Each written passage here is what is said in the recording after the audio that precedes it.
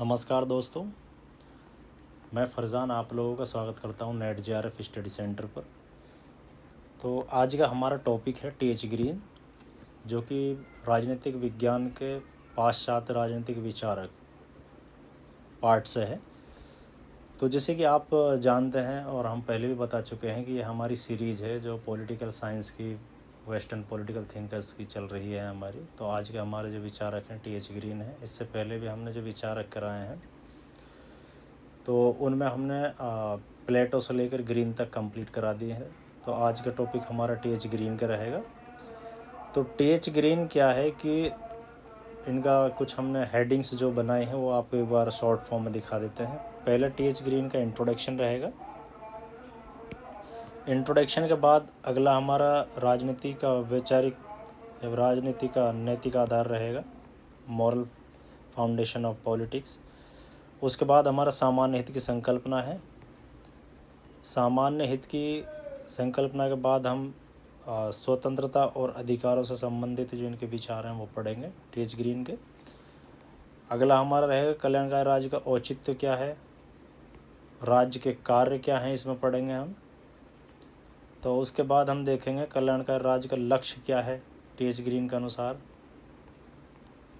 फिर इनकी आलोचनाएं देखेंगे, आलोचनाओं के बाद निष्कर्ष हैं, और निष्कर्ष के बाद इनकी कुछ बुकें हैं, इनकी कृति हैं, उनको हम अच्छे से देख लेंगे।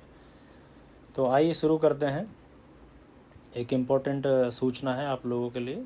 अगर कोई भी विद्यार्थी नेट जेआरएफ पॉलिटिकल साइंस या फिर सेट टीजीटी पीजीटी या कॉलेज में कोई लेक्चरशिप कर रहे हैं या करा रहे हैं पॉलिटिकल साइंस से, तो उन सभी विद्यार्थियों के लिए बहुत इम्पोर्टेंट लेक्चर रहेंगे ये। और या फिर आप यूपीएससी ऑप्शनल पॉलिटिकल साइंस आपने चूज़ किया है तो आपके लिए भी बेनिफिशियरी रहेगा। तो आइए शुरू करते हैं टी.एच. ग्रीन का इंट्रोडक्शन। थॉमस हिल ग्रीन इनका जो नाम है, पूरा नाम है। इनका जन्म 1836 में हुआ था, 82 में इनकी मृत्यु हो गई थी। 19वीं शताब्दी के उत्तरार्ध का अंग्रेजी दार्शनिक और समाज सुधारक थे। ये क्या है, अंग्रेजी दार्शनिक हैं और समाज सुधारक थे।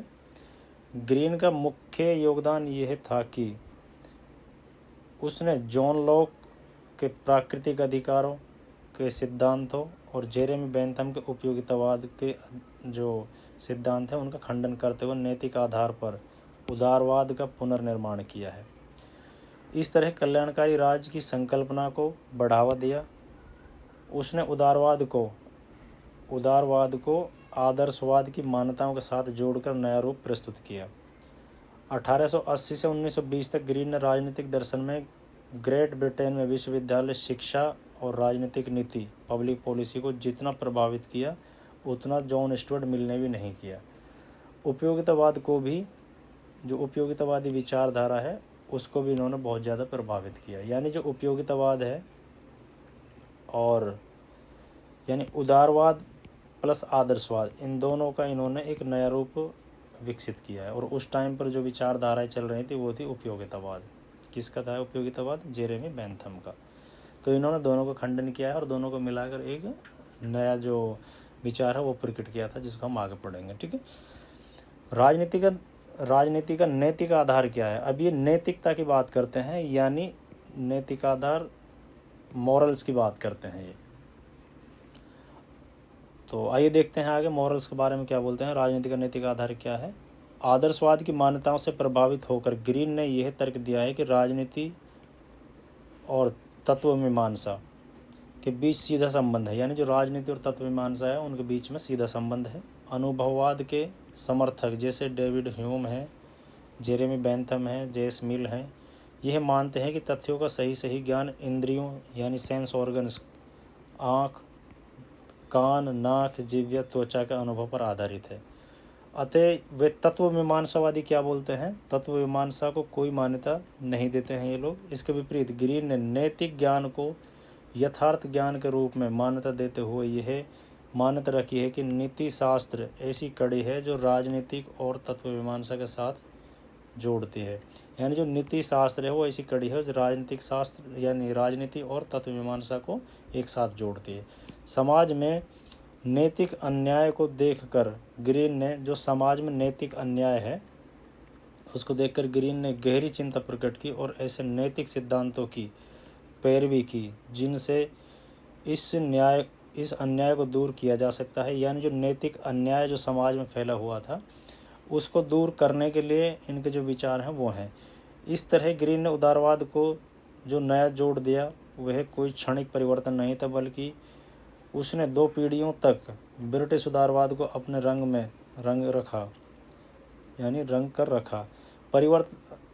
आगे देखते हैं। ग्रीन का विचार है कि उदारवाद की परंपरा को जीवित करने के लिए दार्शनिक और नैतिक कसौटी पर खरा उतरना होगा।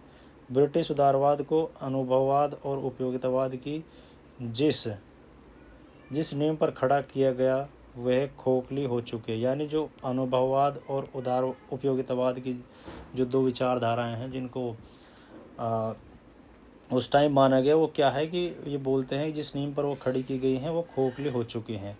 जिस मताधिकार, सार्वजनिक शिक्षा और सामाजिक विधि निर्माण यानी सोशल लेजिस्लेशन के विस्तार को उचित ठहराने के लिए यथेष्ट दार्शनिक आधार को ज़रूरत थी। व्यक्तिगत स्वतंत्रता की गणना के आधार पर उनकी व्याख्या देकर युक्त नहीं था। मानव प्रकृति यानी ह्यूमन नेचर के बारे में उपयोगितावाद की मान्यता ये थी कि मनुष्य सदैव सुख को पाना चाहता है। यानी जो उस टाइम की जो उपयोगितावाद की जो मान्यता थी वो ये थी कि मानव प्रकृति उपयोगितावाद की मान्यता ये थी कि मनुष्य सदैव सुख पाना चाहता है और दुख से बचना चाहता है। इस मान्यता का खंडन करते हुए ग्रीन ने विचार दिया है कि मनुष्य प्रत्येक रूप में सुख को नहीं ढूंढता। यानी जो उपयोगितावादी मानते थे कि व्यक्ति हर परिस्थिति में सुख को पाना चाहता है, दुख से भागना चाहता है, दुख को दूर करना चाहता है, लेकिन ये बोलते हैं कि मनुष्य प्रत्येक रूप में सुख को नहीं ढूंढता है व्यक्ति। ठीक है। कर्म का युक्त आधार इच्छा है। यानी जो कर्म हम करते हैं यानी सुख वगैरह जो भी प्राप्ति है उसका नैतिक आधार क्या है? कर्म का युक्ति आधार है इच्छा और विवेक है, तृष्णा और लालच नहीं। जो तृष्णा और लालच कौन बोलते हैं? उपयोगितावादी बोलते हैं। जो व्यक्ति है वो सुख पर प्राप्त करना चाहते हैं, तृष्णा और उनको लालच होता है। लेकिन ये बोलते हैं नैतिक इच्छा का आधार होता है विवेक। मानव प्रकृति के बारे में यह धारणा हमें सामान्य शुभ या सामान्य हित की संकल्पना की ओर ले जाती है। यानी जो सामान्य शुभ है यानी जो सामान्य हित की बात कौन करते हैं? ग्रीन करते हैं। ठीक है। तो आइए आगे देखते हैं हम सामान्य हित की संकल्पना क्या है इनकी। सामान्य हित यानी कॉन्सेप्ट ऑफ कॉमन गुड्स। सामान्य हित में जहां अनुभववादी उपयोगितावाद के समर्थक व्यक्ति को पृथक इकाइयों के रूप में देखते हैं। यानी जो अनुभववादी हैं, व्यक्तिवादी हैं, वो व्यक्तियों को पृथक इकाइयों के रूप में देखते हैं। वहाँ ग्रीन ने मनुष्य को सामाजिक प्रकृति के रूप में विशेष बल दिया। यानी जो सामाजिक प्रकृति है व्यक्तियों की वहाँ पर ग्रीन ने ज़्यादा ध्यान दिया है, व्यक्तिगत भिन्नता पर उन्होंने ध्यान नहीं दिया। यानी जो व्यक्तिगत पृथक इकाइयों की जो बात करते हैं कौन करते हैं? अनुभववाद और उपयोगितावाद। और ग्रीन बात करते हैं सामाजिक प्रकृति की। अनुभववादी ये मानते हैं कि व्यक्ति सारे तथ्यों का ज्ञान स्वयं अपनी इंद्रियों आँख, नाक, कान, जिह्वा और त्वचा के अनुभव के माध्यम से प्राप्त करते हैं। ऐसा ज्ञान सब मनुष्य अकेले प्राप्त करते हैं। उनकी सामाजिक परिस्थिति इसमें कोई भिन्न यानी सामाजिक परिस्थितियाँ इसमें कोई भूमिका नहीं निभाती। इस दृष्टि के अनुसार समाज से संबंधित तथ्यों को व्यक्ति से संबंधित तथ्यों के रूप में देखा और समझा जा सकता है। दूसरी ओर उपयोगितावादी भी सामाजिक हित तथा सामान्य हित को पृथक व्यक्तियों के हितों से जोड़ के रूप में देखते हैं। इन दोनों के दृष्टिकोणों का खंडन करते हुए ग्रीन ने यह तर्क दिया है कि मनुष्य वस्तुतः आत्मचेतन प्राणी है। यानी सेल्फ कॉन्शियस बीइंग के रूप में उस शुभ हित या कल्याण की सिद्धि करना चाहता है जो उसे अपने समुदाय के अन्य सदस्यों के साथ मिलकर अपने मन में उतारते हैं। यानी ये बात करते हैं कि व्यक्ति की जो उदारवाद है, उपयोगितावाद है, वो क्या बोलती है कि व्यक्ति स्वतंत्र है अपनी इच्छाओं के अनुसार या अपने सेंस ऑर्गन या फिर अपने खुद की जो इच्छा है उनके अनुसार अपना विकास कर सकते हैं या समाज को बना सकते हैं। लेकिन ये बोलते हैं कि जो व्यक्ति व्यक्तियों में आत्म चेतना प्रणाली है या शुभ या हित है या फिर सामान्य इच्छा है, उसके अनुसार व्यक्ति समाज के साथ बंधा रहता है और समाज की भलाई के लिए काम करता है। दूसरे शब्दों में मनुष्य अपने स्वार्थ या व्यक्तिगत शुभ को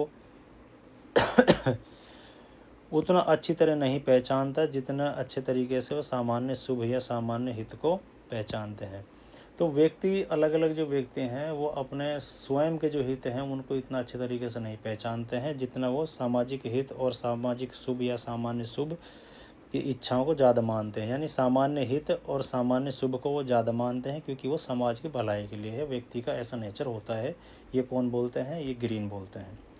सामान्य हित में न केवल समुदाय के सारे सदस्यों का हित निहित होता है बल्कि इसके बारे में उसकी धारणाएं भी एक जैसी होती हैं। अपनी विख्यात कृति जो इनकी बुक है लेक्चर्स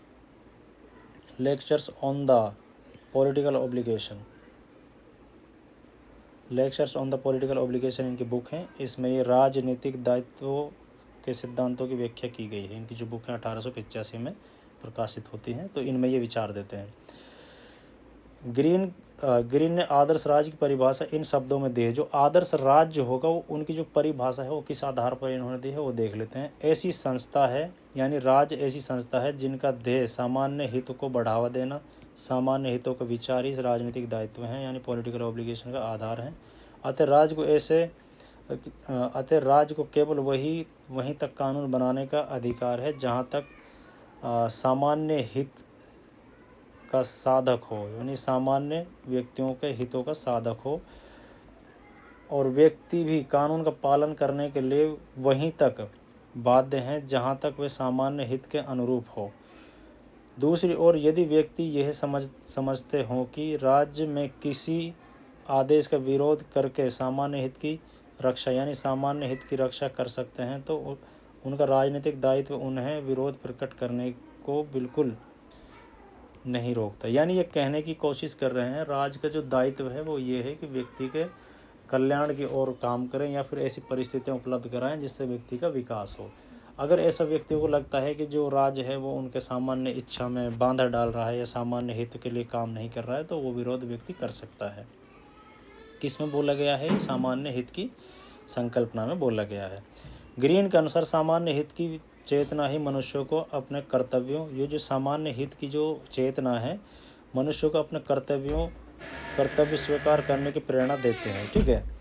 और आगे बात करते हैं कि समाज का आधार ये है कि उसमें सदस्य एक दूसरे को अपने आप में साध्य मानते हैं, अर्थात उनकी दृष्टि से समुदाय का प्रत्येक सदस्य आदर्श उद्देश्यों की सिद्धि के लिए सक्षम है। तो आगे देखते हैं स्वतंत्रता और अधिकारों से संबंधित जो इनके विचार हैं वो क्या हैं। यानी जो स्वतंत्रता और अधिकारों से संबंधित सिद्धांत। ये बात महत्वपूर्ण है कि ग्रीन ने व्यक्तिगत स्वतंत्रता और सार्वजनिक नैतिकता यानी व्यक्तिगत स्वतंत्रता और सार्वजनिक नैतिकता के प्रश्नों पर इमैनुअल कांट के विचारों से प्रेरणा ली है, यानी कांट से प्रभावित ली है। अधिकारों की व्याख्या में राज्य की नैतिक भूमिका के प्रश्न पर उसने हीगल के दृष्टिकोणों को अपनाया है। किसके उस पर? अधिकारों की व्यवस्था यानी राजनीतिक जो राज्य की नैतिक भूमिका के प्रश्नों की बात है वो हीगल से संबंधित ये मानते हैं, दृष्टिकोणों को अपनाया। परंतु उसने व्यक्ति की स्वतंत्रता को कहीं भी किसी भी दाव पर नहीं लगाया। यानी जो व्यक्ति की स्वतंत्रता है उस पर इन्होंने खासकर ध्यान दिया है, ये बात करते हैं। ठीक है। व्यक्ति की स्वतंत्रता को कहीं भी दाव पर नहीं लगाया। उसने तर्क दिया है कि मनुष्य की नैतिक प्रकृति ही उसके मन में स्वतंत्रता की कामना को जगाती है। ग्रीन के अनुसार नैतिक स्वतंत्रता का अर्थ यह है कि समाज में सबको आत्मविकास के लिए सामान्य अवसर और परिस्थितियां प्राप्त हों। यानी ये बात करते हैं जो नैतिक स्वतंत्रता है यानी जो स्वतंत्रता है वो किस टाइप की रहेगी? जिसमें व्यक्ति का आत्मविकास हो और समान अवसर मिलें, ऐसी परिस्थितियां प्राप्त हों। ऐसी परिस्थितियां जुटाने का काम या दायित्व किसका है? राज्य का है। आगे देखते हैं स्वतंत्रता एक ऐसा सकारात्मक अर्थ नहीं लगाना चाहिए स्वतंत्रता का ऐसा सकारात्मक अर्थ नहीं लगाना चाहिए कि प्रतिबंधों का अभाव है, जैसे सुंदरता का यह नकारात्मक अर्थ नहीं लगाया जा सकता। वह और आगे देखते हैं हम यानी जो ये बात करते हैं सकारात्मक स्वतंत्रता, तो सकारात्मक स्वतंत्रता का जो अर्थ है वो प्रतिबंधों का अभाव है, इस टाइप का नहीं होना चाहिए। और सुंदरता का जैसे नकारात्मक अर्थ नहीं लगाया जा सकता, या फिर कुरूपता का अभाव।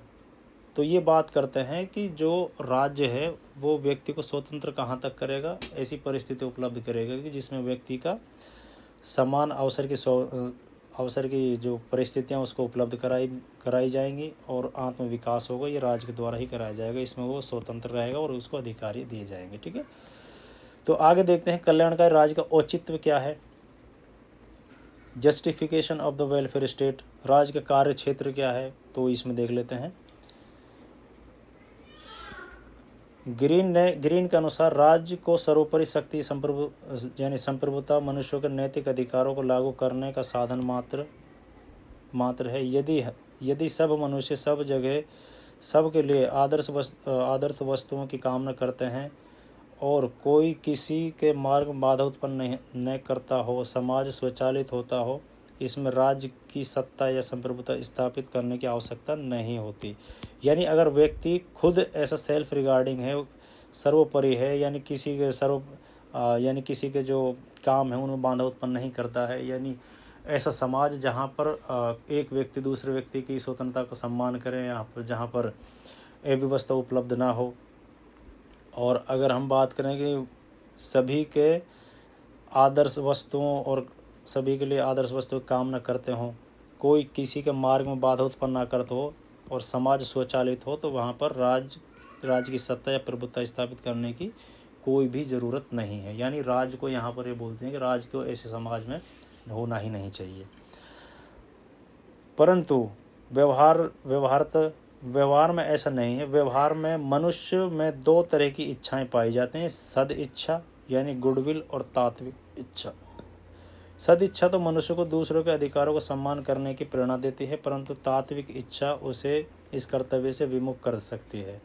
ऐसे हालातों में तात्कालिक इच्छा के दमन के लिए कानून की ज़रूरत पड़ती है। अतः कानून मनुष्य को कुछ कार्य न करने के लिए विवश कर सकता है, परंतु ऐसे कार्य बाह्य कार्य होंगे। कोई भी कानून मनुष्य को नैतिक नहीं बना सकता, क्योंकि नैतिकता ऐसी प्रेरणा पर आश्रित है जिसकी स्वतंत्र रूप में इच्छा की गई हो। अतः ग्रीन ने लिखा है कि राज्य का आधार इच्छा है, यानी जो राज्य का आधार है वो इच्छा है, बल प्रयोग नहीं है। राज्य को केवल तब तक बल प्रयोग का सहारा लेना चाहिए जब तक सब नागरिक सद इच्छा की क्षमता विकसित नहीं कर लेते। यानी जो राज्य है उसको तब तक बल का प्रयोग करना चाहिए, लेकिन जब तक नागरिक सद इच्छा यानी क्षमता विकसित नहीं कर लेते हों। लोगों का चरित्र उन्नत हो जाने पर राज्य के बल का प्रयोग आवश्यक ही नहीं रहेगा। यानी जो सभी व्यक्ति को उन्नत चरित्र हो जाएगा तो राज्य का जो बल प्रयोग है उसकी ज़रूरत ही नहीं पड़ेगी। समुदाय की सुदृढ़ता का कारण कोई बाह्य व्यवस्था नहीं है, बल्कि यह सामान्य इच्छा की चेतना के कारण एकता के सूत्र में बंधा रहता है। कानून के अंतर्गत केवल उस कार्यों पर रोक लगाई जानी चाहिए जो राज्य के नैतिक उद्देश्यों की सिद्धि में बाधक हों। ग्रीन के अनुसार किसी अधिकार किसी अनुभवातीत कानून से जन्म नहीं लेते जो जॉन लॉक ने सोचा था, बल्कि उनकी उत्पत्ति मनुष्य की नैतिक प्रकृति यानी मोरल नेचर से होती है। ग्रीन ने व्यक्ति के इस दायित्व की ओर ध्यान खींचते हुए पुराने उदारवादियों की मुख्य मान्यताओं का खंडन किया है, परंतु उसने उनकी दो मान्यताओं में अपना विश्वास कायम किया है। पहली मान्यता है निजी संपत्ति व्यक्ति के चरित्र के विकास का जरूरी साधन है। क्या निजी संपत्ति को माना है, और दूसरा माना है पूंजीपति अर्थव्यवस्था यानी कैपिटलिज्म इकोनॉमी। वर्तमान गरीबी और बेरोजगारी की जिम्मेदार है जो इसको नहीं माना है। पूंजीपति अर्थव्यवस्था को वर्तमान गरीबी और बेरोजगारी का जिम्मेदार इनको नहीं माना है। तो ये दो चीज़ मानते हैं उदारवादियों से, बल्कि उसने इसकी जिम्मेदारी अतीत में भूमि के अन्यायपूर्ण स्वामित्व और वितरण पर डाल दी है। कुछ भी हो, ग्रीन ने कठोर हस्तक्षेप के उदारवादी सिद्धांतों को सोच समझकर अस्वीकार कर दिया। इसके विपरीत उसने राज्य के सकारात्मक कार्यों का समर्थन किया, यानी सकारात्मक कार्यों को समर्थन किया। हालांकि ये कार्य बहुत ही सीमित होंगे। ग्रीन के अनुसार कुछ हालातों में यह जरूरी हो जाता है कि राज्य अपने नागरिकों को उन बाधाओं या अक्षमताओं से मुक्त कराएं जो उन्हें नैतिक आत्म साक्षात्कार से रोकती हैं। वैसे तो वही समाज सर्वोत्तम है जिसमें सब लोग स्वेच्छा या आत्म प्रेरणा से अपने अपने लिए शिक्षा, स्वास्थ्य की व्यवस्था कर लें। परंतु जब तक ऐसी व्यवस्था नहीं हो जाती तब तक राज्य का कर्तव्य है कि वे सुविधाएं सबको समान रूप से उपलब्ध कराए। तो ये जो राज्य के कर्तव्य की बात करते हैं, कल्याणकारी राज्य की बात करते हैं, तो राज्य कल्याणकारी वहीं तक है जहाँ तक व्यक्ति को वो ऐसी परिस्थिति उपलब्ध कराए जहाँ पर व्यक्ति अपना विकास कर सके। तो कल्याणकारी राज्य के जो लक्ष्य हैं वो क्या क्या हैं वो देख लेते हैं। ग्रीन ने रूसो, कांट, हीगल जैसे आदर्शवादी विचारों की शिक्षाओं को उदारवाद की मान्यताओं के साथ जोड़कर कल्याणकारी राज्य की दिशा में आगे बढ़ाया है। परंपरागत उदारवाद है वो व्यक्ति की परस्पर प्रतिस्पर्धा में राज्य को तटस्थ रहने का निर्देश देता है, परंतु कल्याणकारी राज्य की संकल्पना असहाय व्यक्तियों की सहायता के लिए राज्य के सकारात्मक भूमिका निभाने की मांग करते हैं। ग्रीन ने जिन नैतिक स्वतंत्रता यानी मॉरल फ्रीडम का समर्थन किया है वो कल्याणकारी राज्य के विचारों को बढ़ावा देती है। ग्रीन के अनुसार नैतिक स्वतंत्रता एक मानवोचित गुण, सच्ची स्वतंत्रता अधिकारों की मांग करती है। अधिकार मनुष्यों के नैतिक चरित्र यानी मॉरल कॉन्ट्रैक्ट से जन्म लेते हैं, किसी अनुभवतित कानून से नहीं। जॉन लॉक ने सोचा था कि जिस अधिकारों की स्वतंत्रता यानी अधिकारों की व्यवस्था के अंतर्गत प्रत्येक मनुष्य ये स्वीकार करे कि स्वयं उसे और उसके सहचरों का आदर्श उद्देश्यों की साधना समान अधिकार हैं। चूँकि मनुष्य नैतिक प्राणी हैं, इसलिए सब मनुष्यों के आदर्श उद्देश्य यह एक भान होंगे। यही उद्देश्य मनुष्य के अधिकारों को आधारशिला है।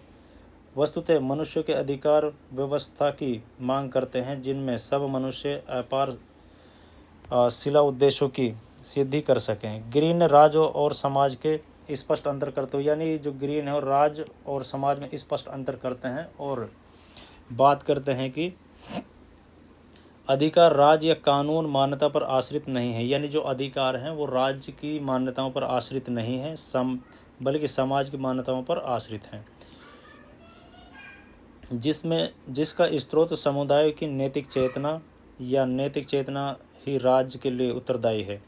अतः राज्य आदर्श उद्देश्यों की सिद्धि का साधन है, स्वयं उद्देश्य नहीं है। जैसे कि आदर्शवादी ने दावा किया है कि राज्य अधिकार मान्यता देता है, उनका सृजन नहीं करता, यानी जो अधिकार मान्यता देता है उनका सृजन कौन करता है? राज्य करता है। राज्य के सकारात्मक कानून नैतिक चेतना की कसौटी पर कम ही स्वीकार किए जा सकता है। राज्य का वास्तविक उन परिस्थितियों को हटाना है जो मनुष्यों को आदर्श उद्देश्यों की सिद्धि में मार्ग बाधा डालती हूँ। केवल कल्याणकारी राज्य ही उन बाधाओं को दूर करने में सहायक होगा, यानी ये बोलते हैं कि जो व्यक्ति की जो बाधाएं हैं कल्याणकारी राज्य उसको अलग कर सकता है, और कल्याणकारी राज्य का ये उत्तरदायित्व है कि वो व्यक्ति की उन सभी बाधाओं को दूर करे जिनसे व्यक्ति को कोई भी शिकायत हो या उनकी बाधाओं यानी उनके रुचियों में अभिरुचियों को प्राप्त करने में बाधा उत्पन्न करते हों। ग्रीन ने संपत्ति के विनिमय पर विशेष बल दिया है, कल्याणकारी राज्य की मुख्य विशेषता है। वैसे अधिकारों के समर्थन के नाते उसने संपत्ति के अधिकारों का भी समर्थन किया है, क्योंकि संपत्ति सामाजिक हित का आवश्यक साधन है। मनुष्य की स्वतंत्रता भी यह मांग करती है कि मनुष्य को भौतिक आवश्यकताएं अर्जित करने का अधिकार होना चाहिए, परंतु संपत्ति की विषमता ग्रीन की दुविधा में डाल दी। जो संपत्ति की विषमता है वो ग्रीन को दुविधा में डाल देती है, और जब संपत्ति का अधिकार ऐसी परिस्थिति उत्पन्न कर देता है कि कुछ लोगों को उनका बहुत बड़ा हिस्सा मिल जाता है, दूसरों को नहीं मिल पाता, अतः उनके लिए नैतिक स्वतंत्रता के उपयोग में बाधा उत्पन्न हो जाती है। तब संपत्ति के अधिकारों का विनिमय जरूरी हो जाता है। ग्रीन ने विशेष रूप से भूमि के स्वामित्व यानी ओनरशिप ऑफ लैंड से जुड़ी विषमताओं को ऐसी स्थिति के लिए दोषी ठहराया है, जो हम पहले भी बता चुके हैं। तो आगे देखते हैं टी.एच. ग्रीन की आलोचनाएं क्यों की गई हैं। तो इनकी आलोचनाओं में ये है कि अत्यधिक आदर्शवादी हैं। ग्रीन ग्रीन का राजनीतिक दर्शन बहुत ही अधिक नैतिक और आदर्शवादी है, इसलिए इनकी व्यवहारवादी राजनीति की समस्याओं पर कम ध्यान देते हैं। आलोचना की जाती है व्यवहारवादी राजनीतियों द्वारा। राज्य की भूमिका पर विस्तार, सकारात्मक स्वतंत्रता और आत्म विकास के नाम पर राज्य के हस्तक्षेप को बढ़ाने की संभावना रहती है। यानी जो राज्य की भूमिका में विस्तार होगा सकारात्मक स्वतंत्रता के बाद, जो सकारात्मक स्वतंत्रता के नाम पर व्यक्ति की स्वतंत्रता को यहाँ पर बाधित करेगा। तो आगे देखते हैं व्यक्ति की स्वतंत्रता पर खतरा। यदि राज्य यह तय करने लगे कि व्यक्ति के लिए अच्छा जीवन क्या है, तो व्यक्तिगत स्वतंत्रता सीमित हो सकती है। तो व्यक्तिगत जो व्यक्तिवादी हैं वो इनकी आलोचना करते हैं। आगे देखते हैं सामान्य हित की स्पष्टता। जो ये सामान्य हित की बात करते हैं कि जो राज्य हो सामान्य हित की रक्षा के लिए है, तो वो क्या चीज़ें होती हैं सामान्य हित, वो देख लेते हैं। कॉमन गुड्स स्पष्ट रूप से परिभाषित नहीं की गई हैं, इसलिए इनकी आलोचना होती है सामान्य हित के लिए। अलग अलग वर्गों के हितों को सामान्य हित मानने पर विवाद हो सकता है। अधिकारों की सामाजिक मान्यता। अधिकारों को समाज राज्य की मान्यताओं से जोड़ने पर यह प्रश्न उठता है कि राज्य किसी अधिकार को मान्यता ना दे तो यह अधिकार अस्तित्वहीन हो जाएगा। यानी ये बात करते हैं कि अगर राज्य है जो वो किसी भी अधिकार को लागू करवाने के लिए राज्य को बोलता है और राज्य उसको लागू नहीं करे तो वो अस्तित्वहीन हो जाएगा, नहीं होगा, इसके बारे में स्पष्ट नहीं बोलते हैं। उदारवाद और आदर्शवाद का मिश्रण। आलोचकों के अनुसार ग्रीन ने उदारवाद के नैतिक आदर्शवाद से जोड़कर उदारवाद की पारंपरिक व्यक्तिगत स्वतंत्रता को बदल दिया है। ग्रीन की मुख्य आलोचना सकारात्मक स्वतंत्रता के नाम पर राज्य की शक्ति बढ़ने और व्यक्ति की स्वतंत्रता सीमित होने की संभावना, ये बहुत इम्पोर्टेंट है साथ में। जो अब निष्कर्ष में क्या है कि निष्कर्ष भी देख लेते हैं, निष्कर्ष के बाद इनका हम बुके देखेंगे। ये बात महत्वपूर्ण है कि ग्रीन ने उदारवादी परंपरा को आदर्शवादी परंपरा के साथ, यानी जो उदारवादी परंपरा है उसको आदर्शवादी परंपरा के साथ जोड़कर उसे नकारात्मक स्वतंत्रता और संकीर्ण व्यक्तिवाद के दायरे से बाहर निकाला। ग्रीन के उदारवाद ने व्यक्तिगत अधिकारों और स्वतंत्रताओं का खंडन नहीं किया, बल्कि उसने स्वतंत्रता के विचारों को समानता और सामान्य हित की संकल्पना के साथ जोड़ा। उसने राजनीतिक सहभागिता और नागरिकता का अनिवार्य लक्षण मानते हुए यह मांग की है कि व्यक्ति को अपने जीवन में निरंतर सामान्य हित की आवश्यकताओं के प्रति सजग रहना चाहिए और लोकतांत्रिक राज्य को भी अपने लक्ष्य निर्धारित करते समय सामान्य हितों को सर्वोपरि स्थान देना चाहिए। जो सामान्य हित कहाँ से आएंगे? समाज से आएंगे, सोसाइटी से आएंगे। ठीक है, इस तरह विचार रखकर ग्रीन ने नकारात्मक स्वतंत्रता को सकारात्मक उदारवाद नकारात्मक उदारवाद को सकारात्मक उदारवाद यानी पॉजिटिव लिबरलिज्म की ओर ले जाने का महत्वपूर्ण भूमिका निभाई है। पुराने उदारवाद ने हस्तक्षेपवादी नीति का समर्थन करते हुए मानव जीवन के आर्थिक और राजनीतिक पक्षों को स्पष्ट परस्पर संबंध सही दृष्टिकोण से नहीं देखा था।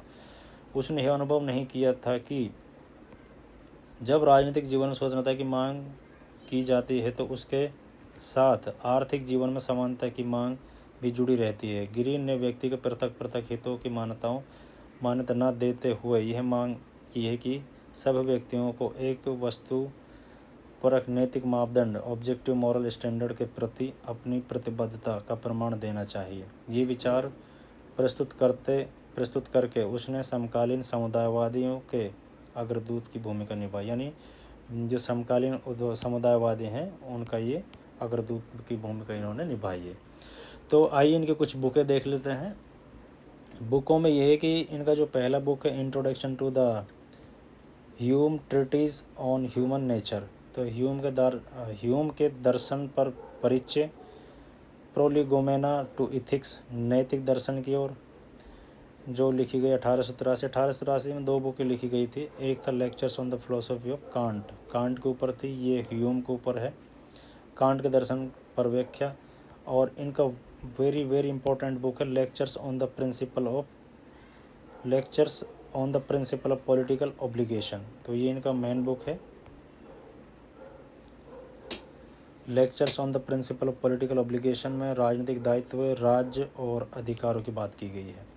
इसके बाद ये वर्क ऑफ टी.एच. ग्रीन है, ग्रीन की रचना जो इनके मरणोपरांत प्रकाशित हुई थी। तो ये इनकी बुकें हैं।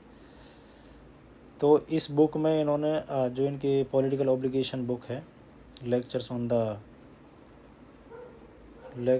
द पॉलिटिकल ऑब्लिगेशन, तो बहुत इंपॉर्टेंट बुक है। तो आइए एक बार इनको फिर से हम थोड़ा सा समराइज़ कर लेते हैं। पहले हमने इसका इंट्रोडक्शन देखा है। इंट्रोडक्शन के बाद हमने राजनीति और नैतिक आधार को देखा, सामान्य हित का सिद्धांत या संकल्पना को उसके बाद देखा हमने, और स्वतंत्रता और अधिकारों के बारे में इनकी क्या मान्यता है। जैसे स्वतंत्रता की, व्यक्तिगत स्वतंत्रता में आत्मविकास और सामान्य अवसर की समानता की बात करते हैं। कल्याणकारी राज्य का औचित्य है, और इसके बाद कल्याणकारी राज्य के लक्षण क्या क्या हैं, क्या क्या लक्ष्य हो सकते हैं।